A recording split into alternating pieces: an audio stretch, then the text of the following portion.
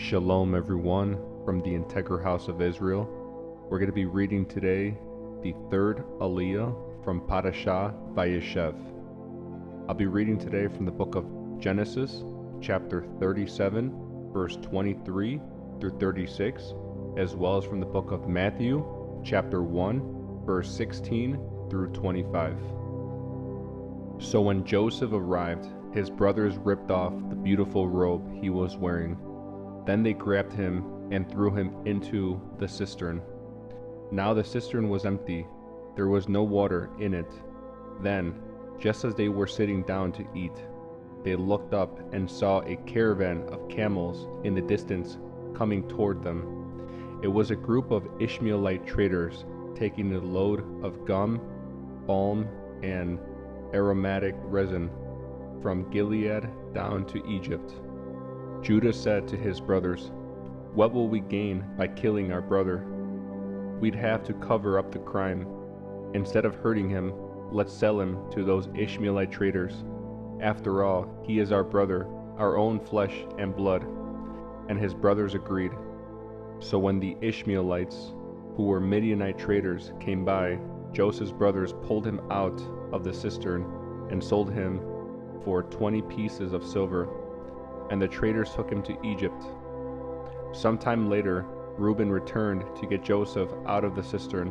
When he discovered that Joseph was missing, he tore his clothes in grief. Then he went back to his brothers and lamented, "The boy is gone. What will I do now?" Then the brothers killed a young goat and dipped Joseph's robe in its blood. They sent the beautiful robe to their father with this message, "Look at what we found. Doesn't this robe belong to your son?" Their father recognized it immediately. "Yes," he said, "it is my son's robe. A wild animal must have eaten him. Joseph has clearly been torn to pieces." Then Jacob tore his clothes and dressed himself in burlap. He mourned deeply for his son for a long time. His family all tried to comfort him, but he refused to be comforted. "I will go to my grave mourning for my son," he would say, and then he would weep. Meanwhile, the Midianite traders arrived in Egypt, where they sold Joseph to Potiphar, an officer of Pharaoh, the king of Egypt. Potiphar was captain of the palace guard. Next, I'll be reading from the book of Matthew, chapter 1, verse 16 through 25. Jacob was the father of Joseph, the husband of Mary. Mary gave birth to Yeshua, who is called the Messiah.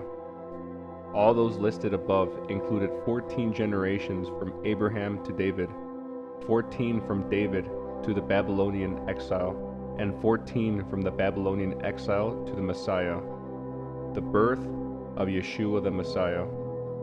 This is how Yeshua the Messiah was born. His mother Mary was engaged to be married to Joseph, but before the marriage took place, while she was still a virgin, she became pregnant through the power of the Holy Spirit. Joseph, to whom she was engaged, was a righteous man and did not want to disgrace her publicity, so he decided to break the engagement quietly. As he considered this, an angel of the Lord appeared to him in a dream. "Joseph, son of David," the angel said, "do not be afraid to take Mary as your wife. For the child within her was conceived by the Holy Spirit, and she will have a son, and you are to name him Yeshua, for he will save his people from their sins." All of this occurred to fulfill the Lord's message through his prophet. "Look, the virgin will conceive a child. She will give birth to a son, and they will call him Emmanuel, which means God is with us." When Joseph woke up, he did as the angel of the Lord commanded and took Mary as his wife.